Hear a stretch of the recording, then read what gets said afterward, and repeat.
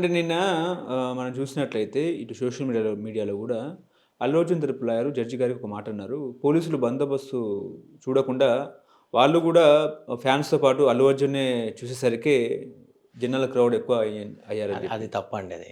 అది అంటే యాక్చువల్‌గా వాళ్ళ లాయర్ గారు అన్నారు ఆ మాట. హ్మ్. అల్లు అర్జున్ ఏమన్నారంటే, అంటే ఆ కంప్లెయింట్‌లో ఆ రిపోర్ట్‌లో రాసిన దాంట్లో పైన ఈయన ఫస్ట్ ఫ్లోర్‌లో ఉన్నాడు. లోయర్ బాల్కనీలో ఈ తొక్కిసలాట జరిగింది.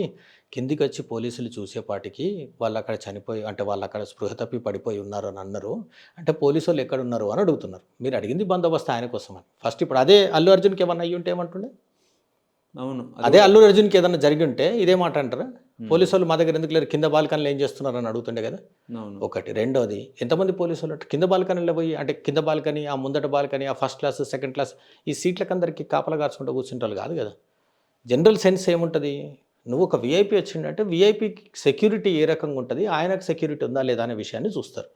అదన్ని వదిలిపెట్టేసి నువ్వు ఇక్కడ లోయర్ బాల్కనీలు ఎందుకు లేవు? సెకండ్ బాల్కనీలు ఎందుకు లేవని అంటే అది that is very inappropriate. Senior counsel గారు వారు మాట్లాడేప్పుడు ఆయన గూడా హీరో సినిమాల్లో అర్జున్‌ని చూద్దామని వచ్చిండ్రు అని అంటే అందరూ స అల్లు అర్జున్ డ్యూటీ చేసే పోలీసోళ్ళని పట్టుకొని నువ్వు అల్లు అర్జున్‌ని చూడ్డానికి పోతున్నారు అని అంటే తెలంగాణలో ఫస్ట్ యాక్చువల్‌గా సినిమాల గురించి ఎవరికి పెద్ద క్రేజ్‌గా ఇది కాదు. హ్మ్. దాంట్లో సినిమా అంటే పోలీసోళ్ళకి అల్లు అర్జున్ చూడాలి అని చెప్పి ఈ గుంపులో పోయి తహతహలాడి పోయి చూసిండ్రు అన్నట్టు మాట్లాడడము అదైతే అసలే సరికాదు. ఓకే. ఆహ్, హ్మ్. సెక్యూరిటీ వాళ్ళు తోసేసి చాలా క్లియర్‌గా చెప్పారు. సెక్యూరిటీ వాళ్ళు ఆయన అర్జున్ దగ్గరికొస్తే సెక్యూరిటీ వాళ్ళు ఆయన ప్రైవేట్ సెక్యూరిటీ వాళ్ళు. జనాలను తోసేసారు. ఆ జనాలను తోసేస్తే ఆ జనాలందరూ ఒకళ్ళ మీద ఒకళ్ళు పడి లోపలికి పోయి ఆ లోయర్ బాల్కనీ దాకా ఇదనికే అదిన్ని ఫస్ట్ దాన్ని గుర్తించాల్సింది పోయి పోలీసోళ్ళు గూడా అక్కడ లేరు. పోలీసోళ్ళు ఇది జేయడానికి పోయిండ్రు అనంటే అతి చిన్న దాంట్లో కిక్కిరిసిన దాంట్లో నీకు సెక్యూరిటీ ఇమ్మని నువ్వు అడిగి, తర్వాత నీ దగ్గర లేరు, అక్కడ కిందకెందుకు జరిగినారు అని అనేది కరెక్ట్ కాదు గదా! ఓకే. ఇప్పుడు అల్లు అర్జున్ మీద పెట్టిన సెక్షన్‌లేంటి? ఆ సెక్షన్‌లు ఏం చెప్తున్నాయండి? అల్లు అర్జునును మిగతా వాళ్ళందరి మీద గూడా కలిసి, అల్లు అర్జును మిగతా వాళ్ళందరి మీద గూడా కలిసి వాళ్ళ మీద పెట్టిన కేసులు ఒకటేమో సెక్షన్ 105 ఆఫ్ బిఎన్ఎస్ అండ్ ఒకటి 118. 105 ఏమో culpable homicide not amounting to murder. అంటే చంపాలనే ఇంటెన్షను తోని పోయి ఎవరినన్నా చంపడం. అంటే ప్లాన్ చేసుకొని పోవాల్సిన అవసరం లేదు. కాకపోతే చంపాలనే ఇంటెన్షన్ ఉండడం మనసులో అనేది ఒకటి. రెండవది ఏంది అనంటే గ్రీవియస్ హర్ట్.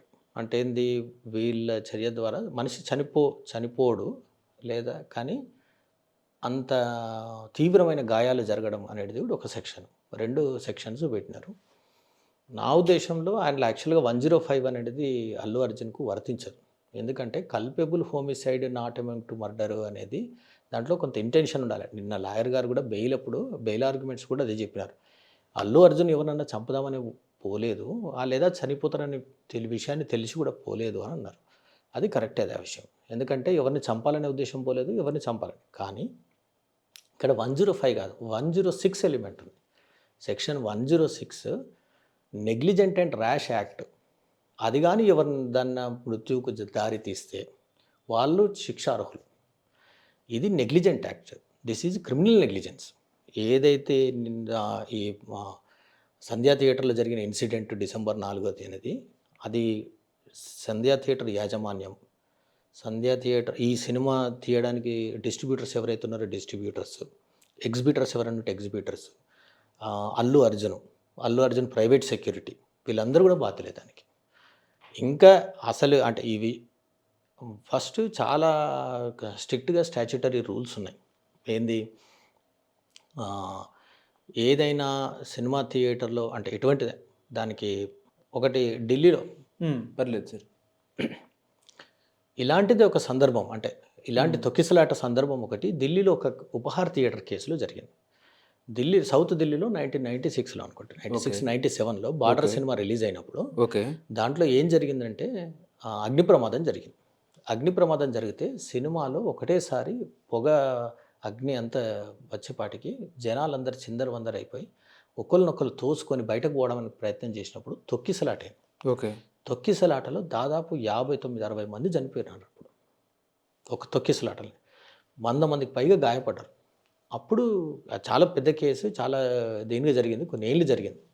జరిగిన తర్వాత దాంట్లో సుప్రీంకోర్టు చాలా క్లియర్ గైడ్లైన్స్ ఇచ్చింది. సినిమా థియేటర్లు అంటే ఎలా ఉండాలి, వాటి ఆహ్, ఆహ్, నిర్వహణ ఏ రకంగా చేయాలి, పబ్లిక్ సేఫ్టీని ఏ రకంగా చూడాలి. అంటే ఇప్పుడు ఎగ్జాంపుల్ సినిమా థియేటర్‌లో డోర్స్ ఉంటాయి. అంతకుముందు డోర్స్ లోపల అంటే సినిమా థియేటర్ లోపలికి పోవాలంటే డోర్స్ తోసుకొని పోవాలన్నట్టుండే. ఇప్పుడు అలా కాదు. లోపల నుంచి బయటొచ్చేవాళ్ళు తోసుకుంటూ పోయడానికి అనువుగా ఉండాలి. ఎందుకంటే లోపల నుంచి తొక్కిసలాట జరిగి ఒకటేసారి డోర్ల మీద పడ్డప్పుడు, ఆ డోర్లు లోపలికి తెలుసుకోలేవు. అలాగని లోపల ట్రాప్ అయిపోతారు. సో, ఇట్లా చిన్న చిన్న విషయాలను కూడా చాలా చాలా సమగ్రంగా చెప్పింది. దాంట్లో ఒక కమిటీ ఏసింది. కమిటీ ఏసి ఇందులో జరిగిన లోటుపాట్లు, ఆ ఇన్సిడెంట్ ఆ రోజు ఏదైతే జరిగిందో, ఆ ఇన్సిడెంట్ అన్నిటిని గూడా వాటన్నిటిని ఏం జరిగింది, ఆ పరిణామాలు ఎలా జరిగినాయి, వాటన్నిటిని కూడా ఆహ్, చాలా కూలంకషంగా చర్చించమని చెప్పి వాటిని ఒక కమిషన్ ఏర్పాటు చేసింది. అది I think Naresh Kumar report అనుకుంటారు దాన్ని. అంటే కమిషనర్ గారు అప్పుడు దీనికి. వాళ్ళు చేసినారు. దాంట్లో వాళ్ళు చాలా విషయాల్లో ఎక్కడెక్కడైతే సినిమా థియేటర్‌కి ఉండాల్సిన రూల్స్ వాళ్ళు ఏవైతే వయలేట్ చేసినారో, వీటన్నిటి మీద సినిమా థియేటర్ యాజమాన్యము మరియు అది అక్కడ ఎలక్ట్రిక్ షార్ట్ సర్క్యూట్ అయినందుకు ఢిల్లీ విద్యుత్ బోర్డ్ వాళ్ళు పెట్టాల్సిన ట్రాన్స్‌ఫార్మర్‌లు కూడా సరిగ్గా పెట్టలేదని చెప్పి ఢిల్లీ విద్యుత్ బోర్డ్‌ని కూడా అప్పుడు యాక్చువల్‌గా రెండిటిని కూడా దోషిగా చేసి వీళ్ళకి దాదాపు ఒక 60,00,00,000 కంపెన్సేషన్ కట్టమన్నది. 60,00,00,000, 70,00,00,000 కంపెన్సేషన్ ఇచ్చింది. ఎవరికి? ఆ విక్టిమ్స్‌కి. చనిపోయిన వాళ్ళకి కోటి రూపాయల ఇది, గాయపడ్డ వాళ్ళకి కూడా చాలామంది. ఇది same case. Almost similar case ఇది. నువ్వు ఫస్ట్ మామూలు జనరల్‌గా మనము రూ. 100 పెట్టి ఒక హోటల్‌లో ఇడ్లీ తినడానికి పోతేనే మనము ఈ ఇడ్లీది సర్వీస్ ఎట్లుంది, హోటల్ సర్వీస్ ఎట్లుంది అని ఇవన్నీ ఆలోచిస్తాం. అటువంటిది నువ్వు 1000, 1,300 టికెట్ పెట్టిన వాళ్ళు, నువ్వు సర్వీస్ నీ కస్టమర్స్‌కి ఎట్లా ఇయ్యాలనేది నీకు తెలవదా? వాళ్ళకి ఎటువంటి సర్వీస్ నువ్వు ప్రొవైడ్ చేయాలనే దాని మీద నీకు అంటే ఆలోచన లేదా? నువ్వు సినిమా రిలీజ్ కంటే ముందే టికెట్ రేట్లు పెంచి కావాల్సింది వాళ్ళ దగ్గర నుంచి డబ్బులు తీసుకొని కరెక్ట్ టైంకి వచ్చేపాటికి మాకు తెలియదు, మేము పర్మిషన్ అడిగినాం, పోలీసోళ్ళు ఇది చేసిండ్రు అంటే ఏ రకంగా రెస్పాన్సిబుల్?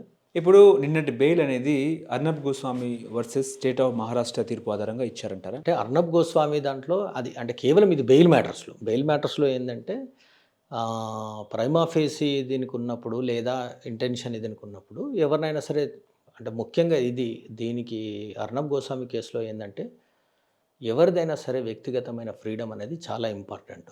ఏ ఒక్క రోజైనా సరే ఇల్లీగల్‌గా గానీ లేదా ఒకళ్ళ వ్యక్తి యొక్క ఫ్రీడమ్‌ని కర్టైల్ చేయడం కరెక్ట్ కాదనేది మన రాజ్యాంగ ధర్మాసనాలు చాలా సార్లు చెప్పినాయి. ఓకే. దాంట్లో అయినా వీళ్ళని అరెస్ట్ చేసి దాంట్లో పెట్టాల్సిన అవసరం లేదు. వాళ్ళకి అన్ని కావాల్సిన రీజనబుల్ కండిషన్స్ ఉంటాయి. అంటే ఆ విషయంలో అంటే అల్లు అర్జున్‌ను అరెస్ట్ చేసి లోపల పెట్టాలి అనేది కరెక్ట్ కాదనేది నాది కూడా అభిప్రాయం. కానీ క్రిమినల్ నెగ్లిజెన్స్ కోసమని సంధ్యా థియేటర్ యాజమాన్యం కావచ్చు, ఎగ్జిబిటర్స్ కాదు. వీళ్ళిద్దరిని కూడా తర్వాత ఈ తొక్కిసలాట కారణమైన ప్రైవేట్ సెక్యూరిటీ వీళ్ళందరూ మాత్రం అందరూ రెస్పాన్సిబులే. వీళ్ళందరినీ కూడా క్రిమినల్ నెగ్లిజెన్స్ కింద అరెస్ట్ చేయాల్సిందే. వాళ్ళని జైల్లో పెట్టాల్సిందే.